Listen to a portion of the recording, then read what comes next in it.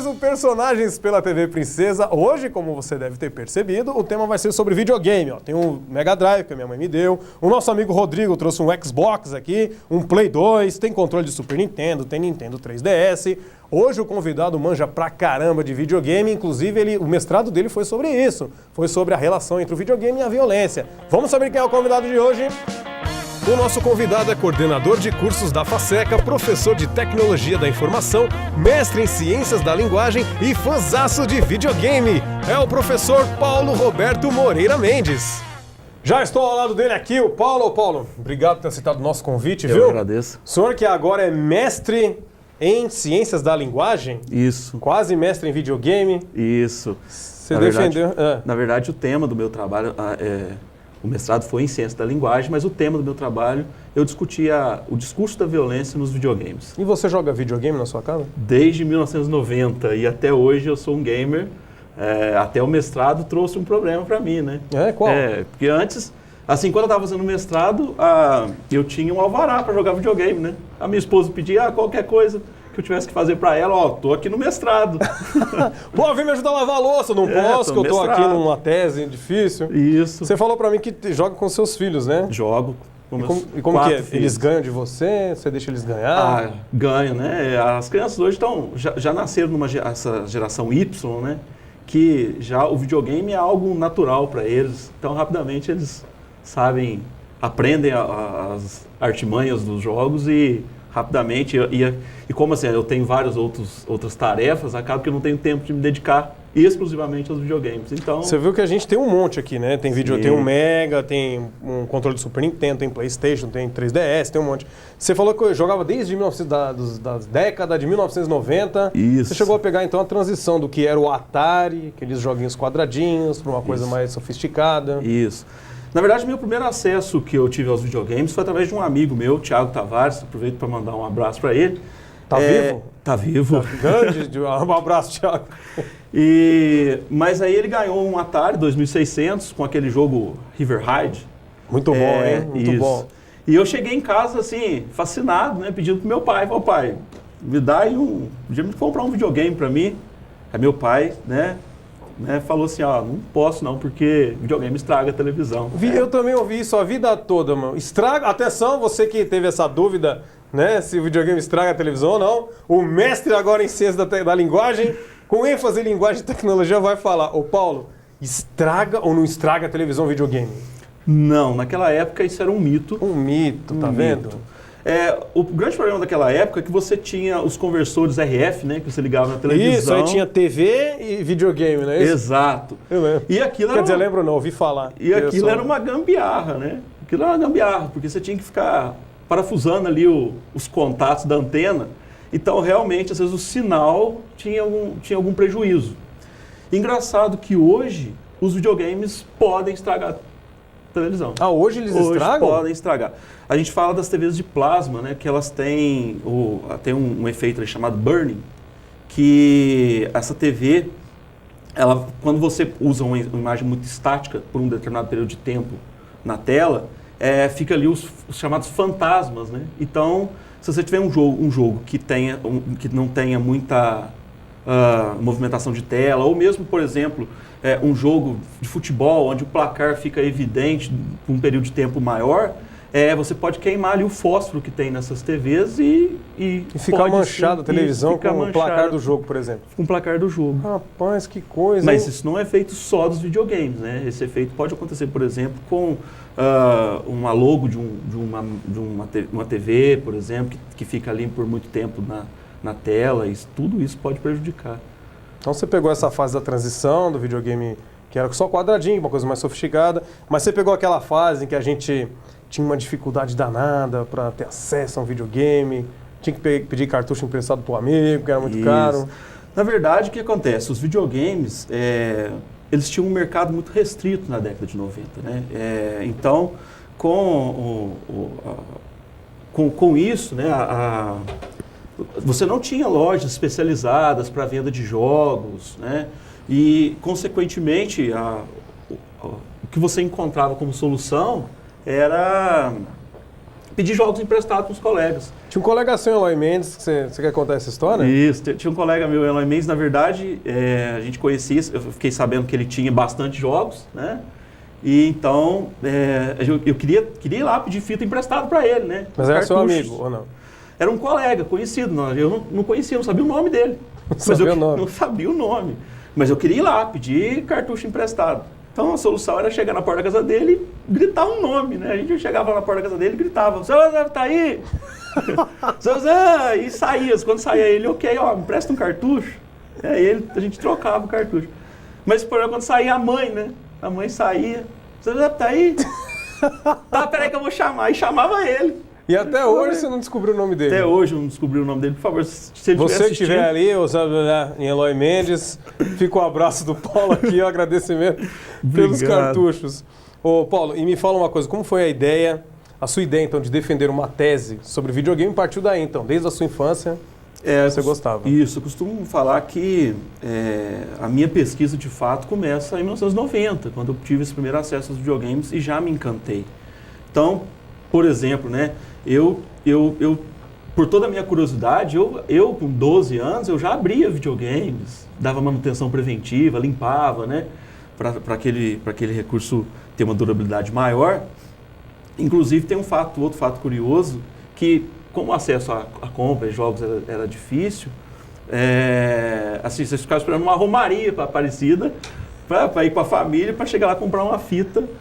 E eu me recordo que quando eu comprei uma fita de Super Nintendo lá, o Donkey Kong, muito descobri, bom, um jogo bacana, e eu descobri que a fita não gravava, não salvava, né, o andamento do jogo. Você chegava até determinada fase, aí desligava, quando você ligava de novo, você não começava lá. Não começava, começar tudo de novo. Pô, né? mas que coisa chata, rapaz. Aí eu falei assim, ó, qual que é a solução? Eu vou lá na casa do Zé, peço a fita emprestada. Sempre salvando sua vida. Salvou minha vida. Eu tinha que colocar um agradecimento dele no meu mestrado, inclusive não sei o nome. Não colocou porque não sabia o nome. Não sei o nome ainda. Entendi. Aí eu peguei a fita com ele e falei, vou abrir para ver o que tem de diferente, né? Aí descobri lá que tinha uma bateria de lítio dentro da fita dele. Falei, vou soldar uma aqui na minha então. Soldei e deu certo. Funcionou. Foi ali que de fato eu me encantei, né? Agora profissionalmente com relação aos jogos. E aí então segui a área da tecnologia de informação, que tudo tem relação. E quando tive a oportunidade do mestrado, já tinha certeza de que eu falaria então sobre a violência dos videogames, que é um tema muito recorrente e polêmico. Aí você focou na violência? Foquei na violência, como ela é representada nos jogos. Porque não só os jogos, como também a televisão em si, ela proporciona alguns episódios muito inusitados. Não sei se você lembra um episódio do Pokémon que passou no Japão, em que o Pikachu ele deu um choque tão forte lá que as crianças que estavam assistindo começaram a ficar tendo, né, ataques lá no meio da sala. Você acha que os videogames também pode acontecer esse tipo de coisa com a criança que está jogando um videogame em que muda muito rápido de tela, então tem um brilho mais intenso? Sim, assim, tem todos os cuidados com o tempo que você faz uso desse recurso, até porque o videogame ele de fato pode causar o vício, né? Até porque quando você está jogando, o seu cérebro está produzindo dopamina. Então o vício ele pode causar prejuízos, né, para a formação dessa criança. Mas existe, o que na verdade de fato motivou a pesquisa também foi essa relação das pesquisas, né, que são conflitantes na relação aos videogames e à violência. Conflitantes de que forma? Uns falam que sim. Exato. Existe, até na minha pesquisa, fiz um levantamento de mais de 1000 pesquisas que afirmam que os videogames, sim, podem tornar as pessoas violentas. Ao passo que também acessei mais de 1000 pesquisas mostrando o contrário, que os videogames não causam, não geram violência. Então eu percebi que a pergunta de pesquisa, ela era outra. Não se o videogame torna a pessoa violenta, mas como a violência funciona dentro daquele ambiente do videogame, né? Assim como também a violência funciona na sociedade de alguma forma. Você até mencionou aquele caso daqueles 2 meninos lá nos Estados Unidos que entraram na escola atirando em todo mundo. Pois é. E aquele caso, né, por exemplo, toda a mídia jornalística sensacionalista da época acusou, incriminou os videogames como sendo corresponsável pelo caso, né? Eles entraram numa escola e assassinaram mais de 13 pessoas, feriram mais de 19. Foi um caso polêmico e que suscitou, na verdade, essa discussão dos videogames e a violência. De que forma isso tem relação? Existe uma relação entre eles. Qual foi o jogo que você estudou, assim, que foi objeto do seu estudo, do mestrado? O objeto do meu estudo foi, eu foquei, apesar de eu falar de bastante jogos, como Mortal Kombat, por exemplo. Mortal Kombat, meu? Mortal Kombat. Ele faz mal? Então. Pro Jefferson ele faz mal, porque quando eu jogo com ele leva um pau, pra ele faz mal, ele fica abatido, tadinho. Eu pego o Liu Kang, eu destruo ele. Mas, não é? Mas como que é? Faz mal Mortal Kombat? Não é possível. Na Quando verdade, eu arranco a cabeça do personagem... Na verdade, o Mortal Kombat foi o primeiro videogame que suscitou a discussão enquanto há um tipo de censura em relação aos videogames, né? Porque, desculpa te interromper, já te interrompendo, quem é que fala isso? Aquele gordinho lá, né? O Street Fighter, que veio um pouquinho antes do Mortal Kombat, também era de luta, mas não era tão violento. Isso, porque o Street Fighter, ele utilizou um recurso até dos desenhos animados, que é a pedomorfia. Né? Pedomorfia. Pedomorfia? Isso. O que é isso? É a representação daqueles personagens, eles são muito mais caricaturas, são muito mais... eles têm muito mais assim, um formato de desenho animado. De desenho, Isso. Enquanto que para a gravação do Mortal Kombat, foi utilizado atores, né? Então foi todo gravado uma sequência de cenas para ser representado. Então, o jogo. Então aquele jogo ele tinha passava uma sensação de muito mais realidade. Começa por aí.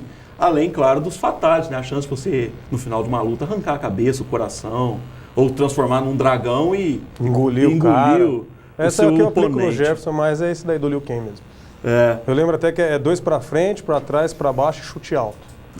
Não é isso? Não tô falando que não, lá. Você deve ter acessado essa dica aí na Ação Games. Na Ação Games. Tinha Ação Games, as Game Power, Super Game Power. Gamers e gamers especializados. Rapaz, diferente hoje, que né? Época boa. Hoje tudo mudou, né? Tudo mudou. As crianças hoje têm acesso a esses mortais, a estratégia para se passar uma fase por meio do YouTube, na maioria das vezes, né? Então... Mas, por exemplo, um jogo como esse que você falou, em que a criança precisa decorar um monte de sequências para poder fazer um golpe diferente. Isso não ajuda como que fala? Locomotiva, não? Me ajuda aí. Na coordenação motora. Coordenação, quase locomotiva, Na coordenação motora da criança. Ajuda muito, né? Então, assim, não só isso, né? Na nossa geração... Acredito que nós sejamos da mesma geração. Acho que não. Eu nasci ali em 2002. Mas na nossa de Cristo, que eu tô falando, que sacanagem. Mas na nossa geração, a grande... O que o videogame mais trazia de bom era essa chance de você aprender inglês, né? Também, todos os jogos eram todos em inglês. Eu lembro que a minha mãe sempre falava, mas você não perdeu inglês aonde? Really, man? Mortal Kombat. Mortal Kombat. Mas aí voltando no assunto do Mortal Kombat, é ele que suscitou essa discussão. E na época, por conta dessa violência que estava representada no Mortal Kombat, eles começaram a pensar que o poder político nos Estados Unidos poderia criar qualquer tipo de censura. Então, a própria indústria dos videogames criou uma autocensura, que é a que vale até hoje, né? A famosa ESRB, que determina o acesso a videogames, né? Que censura, entre aspas, censura, né, o acesso a videogames, determina a faixa etária que um jogo... Hoje os videogames vêm com essa censura, né? Vem, então toda a capa do jogo, então lá você tem... Eu tenho uns aqui que o nosso amigo Rodrigo trouxe, ó. Isso aqui não tem, por quê? Tá Resident Evil 4, mas não tem classificação de nada. Pois é. Onde será que ele adquiriu isso? Olha esse aqui. Esse aqui, ó. Olha esse aqui. Imprimiu metade da capa. Muito provavelmente isso é fruto de alguma romaria. Deve ser, olha só. Fui na romaria lá e trouxe um tanto de santo. Dá uma olhada. Deixa eu te perguntar mais uma coisa. Nosso tempo ali já está meio avançado, tem que ir pro intervalo, hein? Mas você falou uma coisa agora que eu fiquei preocupado, que é o seguinte. Você falou Mortal Kombat. A minha vida inteira eu falei Mortal Kombat. Qual é o certo? Daqui a pouco, depois do intervalo, não sai daí.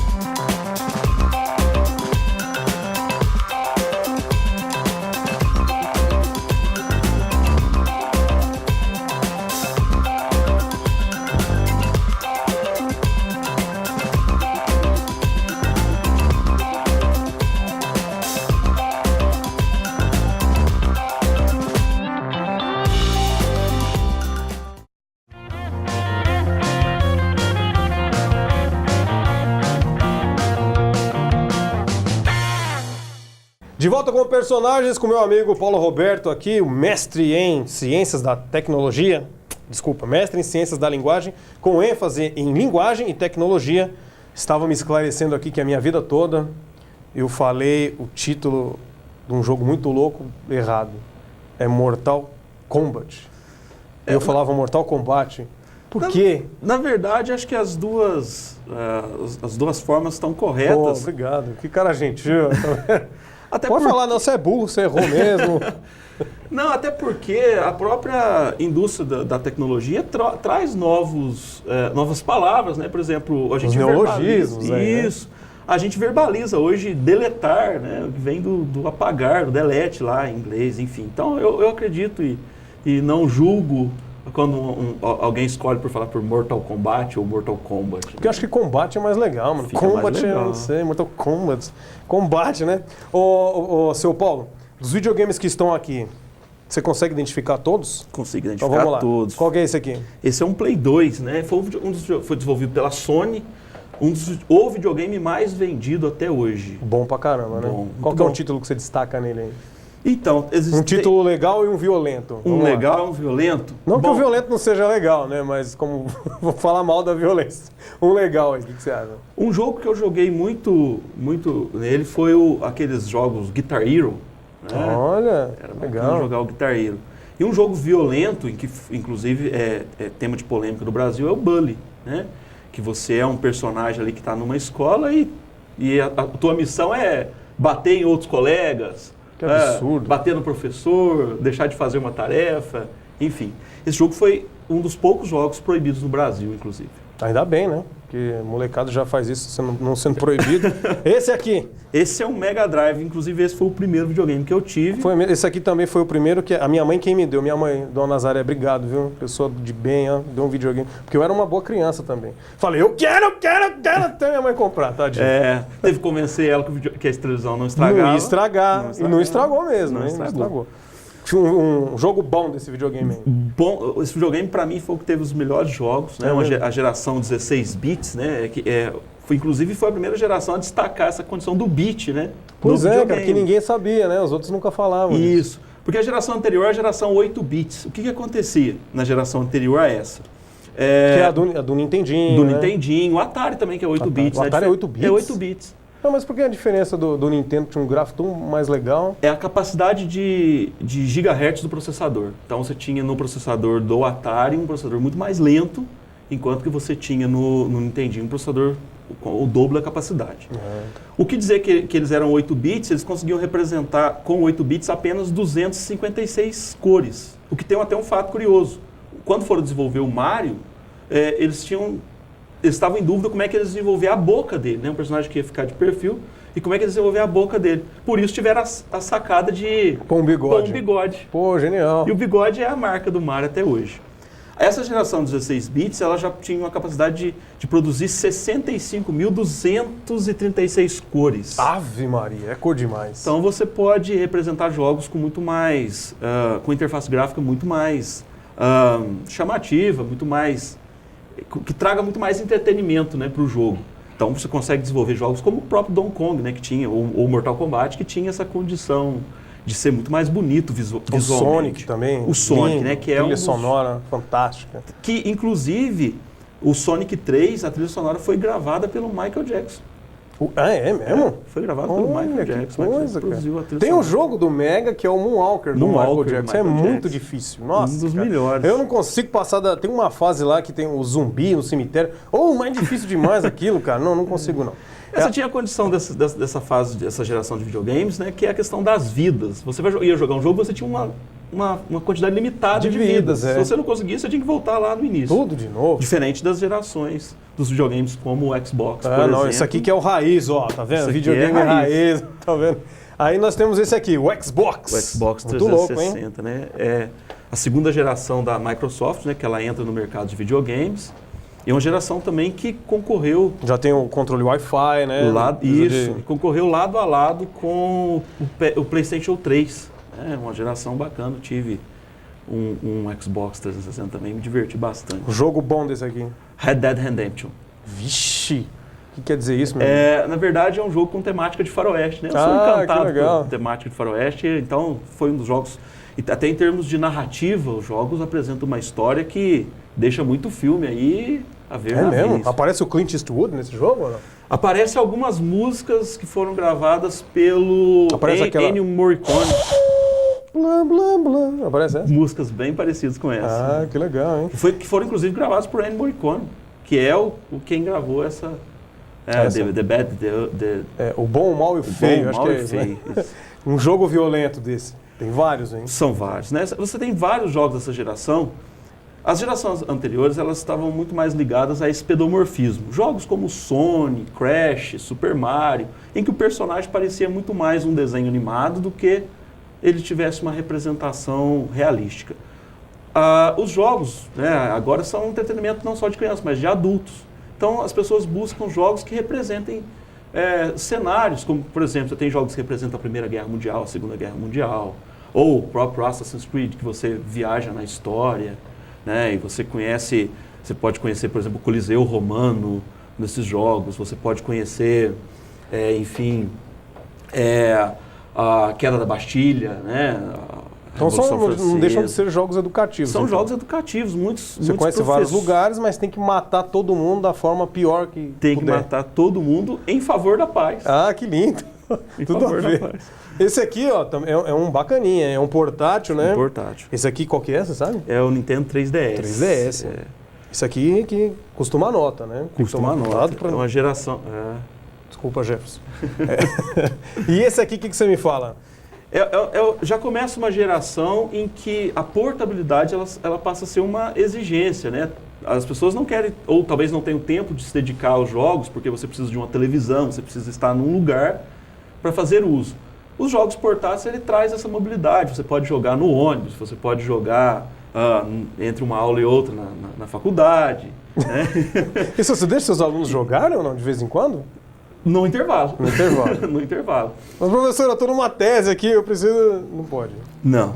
Mas essa portabilidade ela é tão significativa que hoje os jogos migraram para os smartphones, né? Então, por exemplo, a King, uma empresa que desenvolveu um famoso jogo que muitos conhecem, que é o Candy Crush, faturou cerca de 2 bilhões em 2014. É um valor significativo para um jogo que é gratuito. E chato. Eu não sei se você gosta disso, mas Chato. eu não gosto desse jogo. Já que você entrou nisso aí de mercado dos videogames, você me passou um dado aqui muito interessante agora há pouco a respeito do faturamento dos games.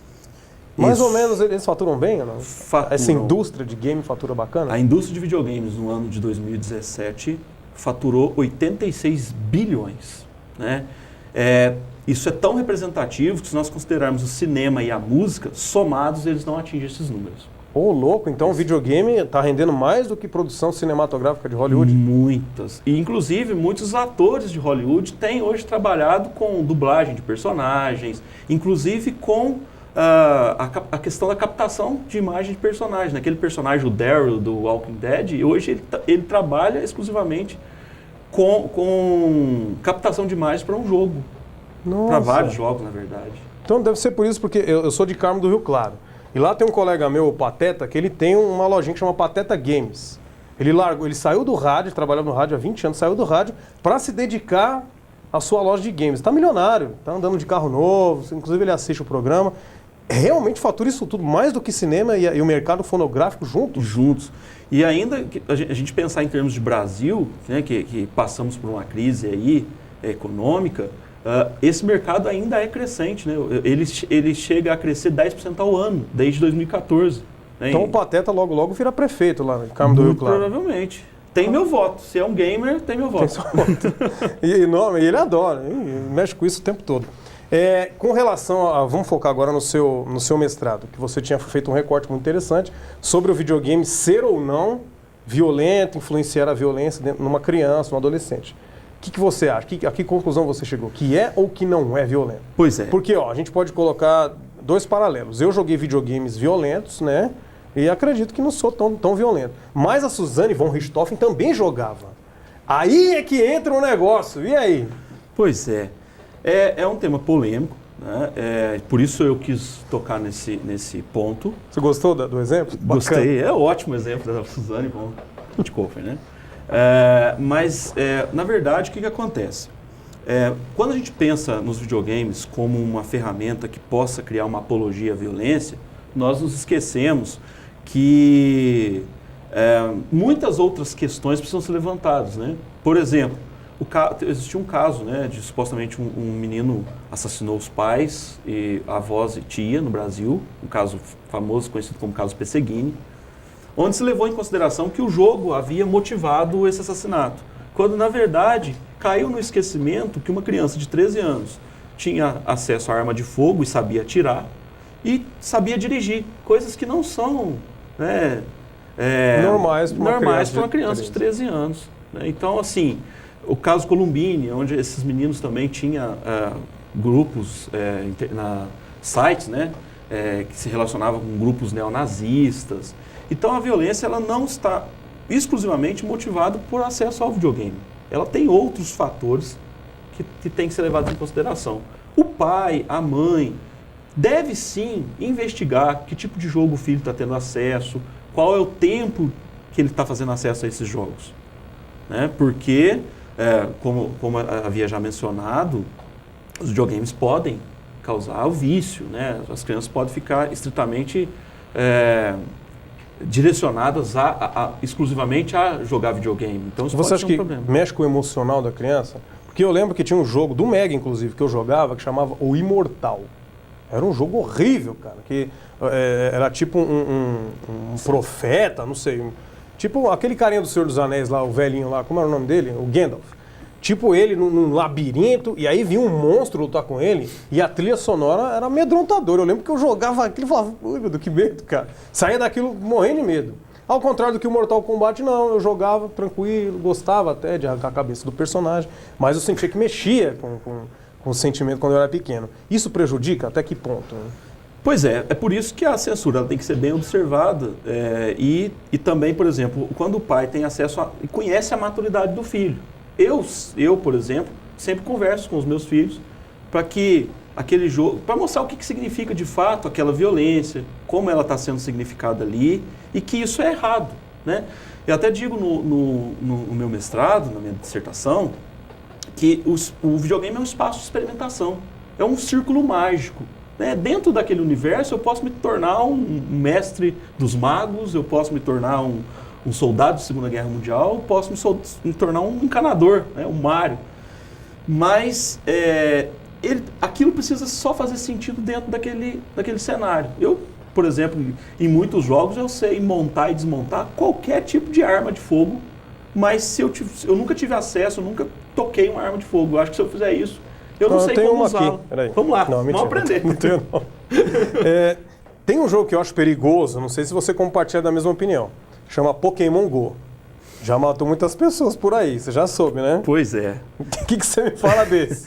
O programa... Cara, lá um Pokémon na linha do trem, deixa comigo, vou pegar ele.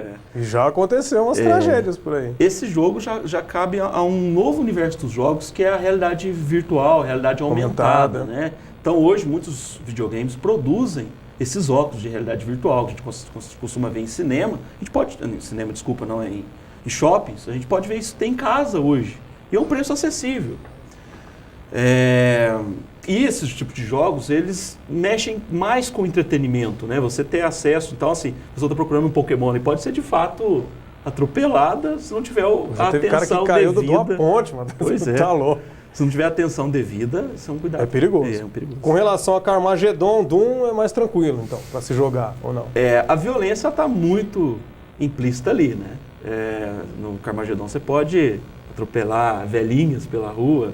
E no Doom... É bom? Você já jogou Carmageddon? Joguei Carmageddon. É bom atropelar velhinhas? É muito bom. É um momento... Adoro também. É um momento de... Eu vejo a velhinha vacilando e agora... E ganhava pontos por isso. Ganhava. Né? Mas é um momento de alívio. Isso não quer dizer que eu acho isso certo. Né? Isso não quer dizer que eu me compactuo com aquela condição. Mas dentro do universo dos videogames, eu me torno um piloto e que o objetivo é atropelar. Tem pessoas que preferem desconto, que fazem isso. Descontam no videogame a raiva que elas gostariam de descontar na sociedade, por exemplo. Pois é. Aí eu não bato no meu chefe, mas chego em casa, arrebento a velhinha lá no carro é melhor do que bem levar melhor. a violência para a sociedade? E existe o processo inverso também, né? Você tá lá jogando, eu tô lá jogando FIFA com o meu filho, não ganho, eu fico nervoso com a minha esposa depois. Por falar nisso, Marielle, um beijo. Te amo. Tadinha da Marielle, desde que começou esse mestrado, só sofrendo. Ainda bem que acabou. Essa foi a pena, Foi né? difícil? Qual foi a Esse parte mais alvará. difícil do seu mestrado que você encontrou? Então, porque assim, quando a gente começa a falar de um tema que a gente tem uma paixão, a gente tende a querer defender aquilo com unhas e dentes, né? Sorte que você tem ali o orientador que vai te ponderando, né? Que você está sendo muito parcial aí, né? na sua defesa. Então, assim, quando a dificuldade ela vem nesse olhar que eu tenho que ter não mais como uma paixão, mas um olhar técnico, né? Sobre aquele corpus de pesquisa que eu escolhi. Então, como tese de defesa, então, a violência no videogame, ela não influencia candidatos a presidente, por exemplo. Não influencia. Nenhum candidato a presidente jogou muito, sei lá, Doom, quer sair atirando para todo lado. Não, não tem relação. Pode parecer que alguns sim, mas não tem Paulo, relação. foi uma honra receber você aqui no nosso programa. Obrigado pelos esclarecimentos aí, viu? Eu agradeço foi muito pela divertido. oportunidade. Volta em breve aí pra gente falar mais. Tem bastante videogame, bastante lançamento para sair. Bora! Saindo daqui, nós vamos no fliperama ali. Vou mostrar pra você que eu sou fera mesmo. Dou um pau no Jefferson, ele vai ver. Tá bom? Acabou o personagem dessa semana. Obrigado mais uma vez, viu, Paulo? Semana que vem a gente volta aí com mais um personagem ilustre aqui da nossa cidade. Obrigado aí pela audiência. Forte abraço e até semana que vem. Tchau!